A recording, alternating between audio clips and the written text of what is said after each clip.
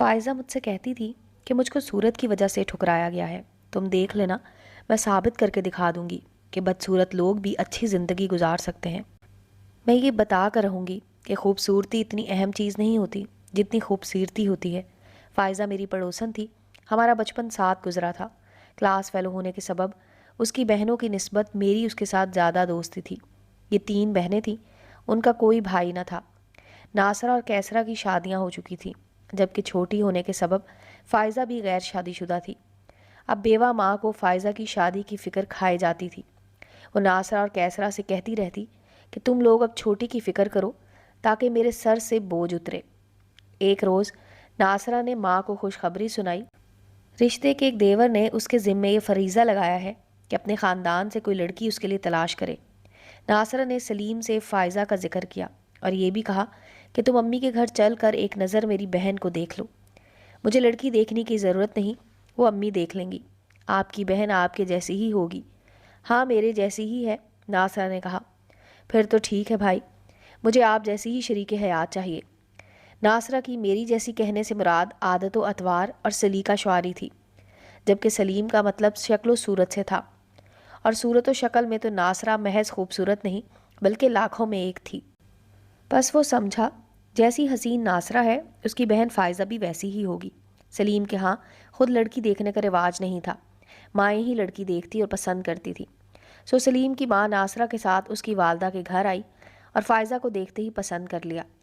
مائیں صرف خوبصورتی نہیں دیکھتی، جس کو بہو بنانا ہو وہ اس میں اور بھی گن دیکھتی ہیں۔ جب فائزہ سے بات کی تو سلیم کی امی کو اس میں طریقہ تمیز، اچھا اخلاق، غرض اور بھی گن نظر آئے، سو انہوں نے ہاں کہہ دی۔ بیٹے کو بھی خوشخبری سنا دی کہ مجھے ناصرہ کی بہن پسند آئی ہے۔ فائزہ کی تعریف بھی کی۔ سلیم خوش تھا کہ اس کی شادی ناصرہ بھابھی کی بہن سے ہو رہی ہے۔ ناصرہ کی مثالی زندگی ان لوگوں کے سامنے تھی۔ وہ حسین ہونے کے ساتھ اچھا جہیز لے کر آئی تھی، کیونکہ اس کے والد نے کافی روپیہ اور جائیداد چھوڑی تھی۔ سسرال میں اس کی عزت تھی۔ حسن اور دولت بہت سے عیب آ دیتے ہیں، بے شک دولت مند لڑکی سلیقہ شعار نہ ہو تو گزارا ہو جاتا ہے، لیکن ناصرہ تو سلیقہ شعار بھی تھی اور سادگی پسند بھی۔ اس کی مثالی کامیابی زندگی سے متاثر ہو کر سلیم کی ماں نے فائزہ کو بہو بنانے کا سوچا تھا۔ معلوم نہ تھا کہ ناصرہ اور کیسرا جہاں خوبصورت ہیں، وہاں ان کی چھوٹی بہن فائزہ معمولی شکل و صورت اور سانولے رنگ کی ہے۔ وہ کسی طور اپنی بہنوں کا مقابلہ نہیں کر سکتی تھی، البتہ سیرت میں ان سے کہیں زیادہ تھی۔ بہرحال 2-4 بار کے آنے جانے سے سلیم کی والدہ کو تسلی ہو گئی۔ کچھ دنوں بعد شادی کی تاریخ طے کر دی گئی۔ چٹ منگنی پٹ بیاہ والی بات تو ہو گئی، مگر شادی کی رات جو خوشیوں کی رات ہوتی ہے، فائزہ نے بھی اس رات کے بارے میں سپنے دیکھ رکھے تھے، مگر اس کے سارے سپنے چکنا چور ہو گئے۔ سلیم نے گھونگھٹ اٹھاتے ہی پہلا سوال کیا، کیا تم بھابھی ناصرہ کی ہی بہن ہو؟ تم ان کی جیسی تو نہیں؟ فائزہ نے ناسمجھی والی نظروں سے دلہے کو دیکھا۔ وہ تو بہت خوبصورت ہیں، ان کی رنگت سرخ و سفید اور تم تو ان کا الٹ ہو۔ کیا بہنوں کی شکل و صورت میں اتنا تضاد بھی ہوتا ہے؟ دلہا کے اس سواگت سے فائزہ کے نازک دل کو دھچکا لگا، وہ ضبط کر گئی۔ سلیم نے اس پر بس نہ کیا، کہنے لگا، پتہ نہیں میری ماں کو مجھ سے کیا دشمنی تھی، میں سوچ بھی نہیں سکتا تھا کہ وہ میرے لیے ایسی بیوی منتخب کریں گی۔ میں تمہارے ساتھ نہیں رہ سکتا، میرا تمہارا گزارا مشکل ہے۔ گویا کہ پہلی نظر دیکھ کر ہی اس نے اپنی شریک حیات کو رد کر دیا، بلکہ اپنی دلہن پر الفاظ کے پتھروں کی برسات کر دی۔ فائزہ گنگ بیٹھی سن رہی تھی۔ کچھ دیر پہلے وہ جو خواب دیکھ رہی تھی سارے کانچ کے ٹکڑے ثابت ہوئے، ایسے ٹوٹ کر بکھرے کہ ان کے ٹکڑے بھی ملنا مشکل ہو گئے۔ ضبط کی 1000 کوشش کے باوجود آنسو اس کی آنکھوں سے بہہ نکلے اور سارے خواب قطرہ قطرہ اشکوں کی شکل میں ٹپکنے لگے۔ وہ خاموشی سے خزانہ لٹا رہی تھی اور سلیم کی زبان کسی زہریلے ناک کی طرح اپنا کام کر رہی تھی۔ اس کی صورت پر فکرے اور اس کی رنگت پر طنز کے تیر چلا رہا تھا جو فائزہ کی روح تک کو زخمی کر رہے تھے۔ تبھی وہ پھٹ پڑی، بجائے اس کی دلجوئی کرنے کے وہ اٹھ کر کمرے سے باہر چلا گیا اور فائزہ ساری رات ارمانوں کے کانٹوں بھری سیج پر تنہا بیٹھی سسکتی رہ گئی۔ بغیر کسی قصور اور گناہ کے وہ ذہنی اذیت کی سولی پر چڑھا دی گئی تھی۔ صبح ہونے سے پہلے وہ کمرے میں واپس آ گیا تاکہ کسی کے جاگ جانے سے قبل اپنی دلہن کے پاس موجود ہو اور کوئی اسے غلط نہ سمجھ لے۔ دوسرے دن ولیمہ تھا اور سب سے ہنس ہنس کر باتیں کر رہا تھا جیسے رات کچھ ہوا ہی نہیں۔ فائزہ سوچتی رہ گئی کہ مرد اتنے ظالم اور صفاق بھی ہوتے ہیں کیا؟ میری زندگی تباہ کر کے، میرے ارمانوں کا گلا گھونٹ کر وہ کس طرح چہرے پر مسکراہٹ سجائے ہوئے ہے اور سب سے ہنس ہنس کر مل رہا ہے۔ 1 مہینہ خاموشی سے گزر گیا۔ فائزہ بہت بہادر لڑکی تھی۔ اس نے ہر طرح سے حالات کا مقابلہ بڑی سمجھداری سے کرنے کی ٹھان لی تھی، لیکن ساس نے محسوس کر لیا کہ کوئی گڑبڑ ضرور ہے۔ اس نے بہو سے پوچھا، تم لوگ کھچے کھچے کیوں رہتے ہو؟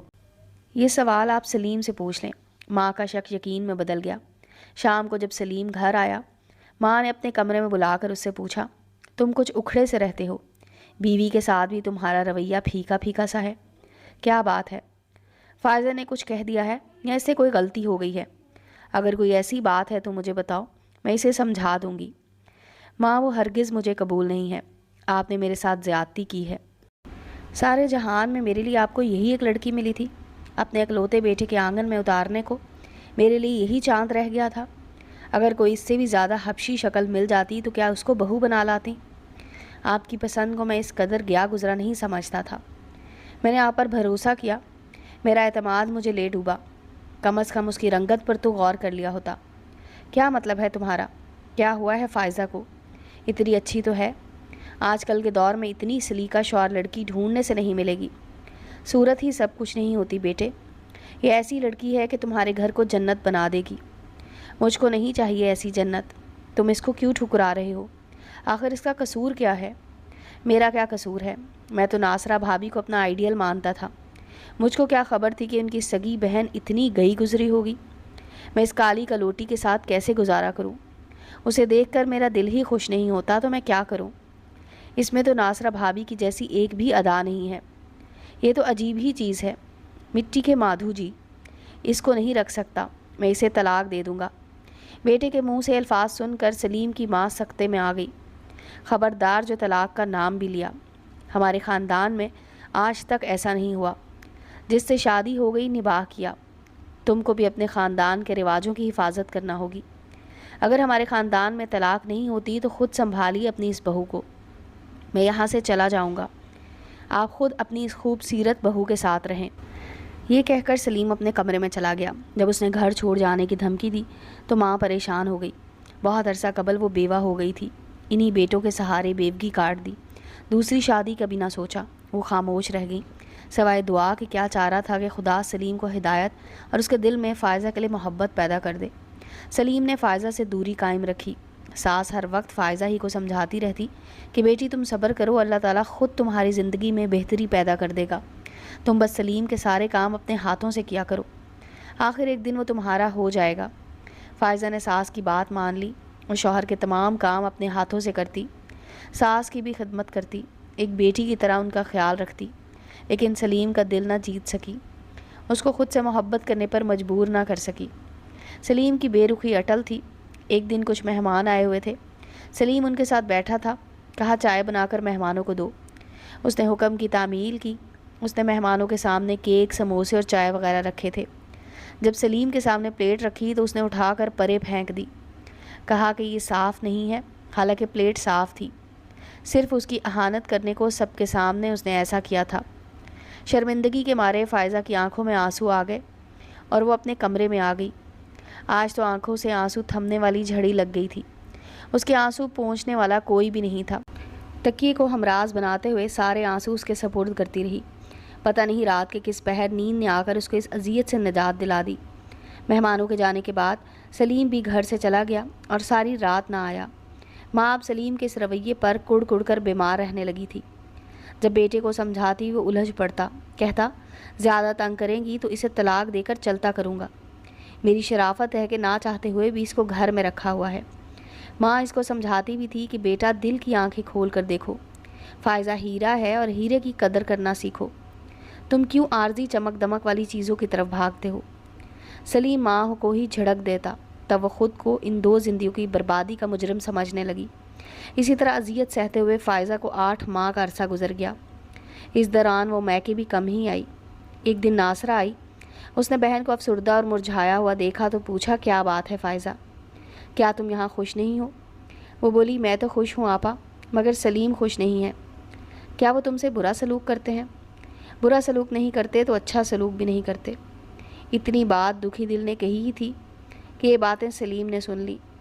ناصرہ کے ہوتے ہوئے تو کچھ نہ کہا، لیکن اس کے جانے کے بعد وہ سخت فیصلہ کر لیا جو وہ کئی دنوں سے کرنا چاہ رہا تھا۔ بہن سے گلے کرنے کا بہانہ بنا کر اس نے ایک روز فائزہ کے ہاتھ میں کچھ کاغذ پکڑا دیے۔ کہا کہ ہمارے دونوں کی زندگی برباد رہنے سے بہتر ہے کہ تم اپنی مرضی سے زندگی گزارو اور میں اپنی مرضی سے۔ یہی ہم دونوں کے لیے بہتر ہوگا۔ تم میری طرف سے آزاد ہو، جس کے ساتھ چاہو زندگی گزارو۔ میں بھی دفتر میں اپنے ساتھ کام کرنے والی لڑکی سے شادی کرنا چاہتا ہوں تاکہ وہ خوشی جو تم سے نہ مل سکی پا سکوں۔ فائزہ بربادی کا کاغذ لیے کھڑی تھی۔ اس نے ساس سے کہا، اب آپ مجھ کو مزید صبر کی تلقین مت کرنا۔ سلیم نے میرے بارے میں تفصیل سے فیصلہ کر دیا ہے۔ برائے مہربانی آپ مجھے میکے چھوڑ آئیں۔ ساس اس کے یہ الفاظ سن کر رو پڑی، اسے گلے لگایا، بولی، بیٹی مجھے معاف کر دینا، میں نے تمہارے لیے اچھا سوچا تھا لیکن سب برا ہو گیا۔ ساس نے دعائیں دے کر اس بدنصیب لڑکی کو بالآخر رخصت کر دیا۔ فائزہ روتی ہوئی ماں کے دروازے پر واپس آ گئی۔ جب ماں کو اس نے طلاق کے کاغذات دکھائے تو وہاں کا احرام مچ گیا۔ بجائے سلیم کو برا بھلا کہنے کے دونوں بہنوں نے اسے ہی دوش دیا، برا بھلا کہا، قصوروار ٹھہرایا کہ تمہارا ہی رویہ صحیح نہیں رہا ہوگا جو تمہارے شوہر نے اتنا بڑا قدم اٹھا لیا۔ اس نے تو چاہت سے شادی کی تھی۔ وہ خاموشی سے سب کی باتیں سنتی رہی، سوچ رہی تھی کہ اذیت قابل برداشت ہے جو اپنوں سے مل رہی ہے، یا وہ اذیت کا سمندر کے جس کو پار کر کے آئی ہے۔ کسی نے اس کو گلے نہ لگایا اور نہ تسلی دی۔ شام کو میں اس کے گھر گئی تو وہ مجھ سے گلے لگ کر پھوٹ پھوٹ کر روئی۔ اس کے ضبط کے سارے بندھن ٹوٹ گئے تھے۔ میں اس کو تسلی کیا دیتی کہ وہ خود مجھ سے زیادہ سمجھدار اور حوصلہ مند تھی۔ میں ان دنوں ایک سلائی سینٹر میں ٹریننگ لے رہی تھی۔ اس نے میرے ساتھ سینٹر میں داخلہ لے لیا، حالانکہ اس کو یہاں داخلہ لینے کی ضرورت نہ تھی۔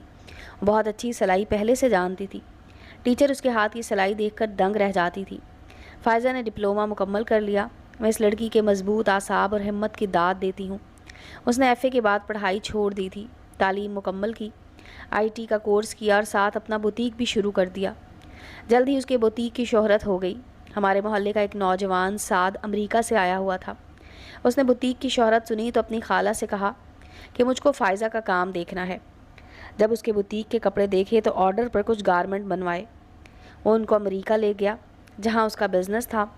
وہاں ان کپڑوں کا خوب پذیرائی ملی۔ سعد نے فائزہ کو مزید آرڈر دے کر بہت سے گارمنٹس حسب منشا بنوائے۔ اس شخص کی قسمت کھل گئی، اس کا بزنس چل پڑا۔ بہت منافع پر فائزہ کے بنائے ہوئے لباس وہاں بکتے تھے اور ڈیزائن بے حد پسند کیے جاتے تھے۔ اس بار وہ آیا تو اس نے فائزہ کو شادی کی آفر کر دی، جس کو فائزہ نے قبول کر لیا۔ سعد سے شادی کر کے وہ امریکہ چلی گئی۔ وہ 6 سال بعد پاکستان آئی، مجھ سے ملی تو میں اس کو خوش دیکھ کر نہال ہو گئی۔ اس کا شوہر اس سے بہت پیار کرتا ہے۔ آج فائزہ کے پاس کسی شے کی کمی نہیں ہے۔ سچ ہے کہ ہیرے کی قدر جوہری ہی جانتے ہیں۔ فائزہ کے تعاون سے سعد کا بزنس ترقی کر چکا ہے۔ دونوں خوش و خرم زندگی گزار رہے ہیں۔ اس نے یہ ثابت کر دیا کہ انسان تدبیر کرے اور ہمت نہ ہارے تو سب کچھ کر سکتا ہے۔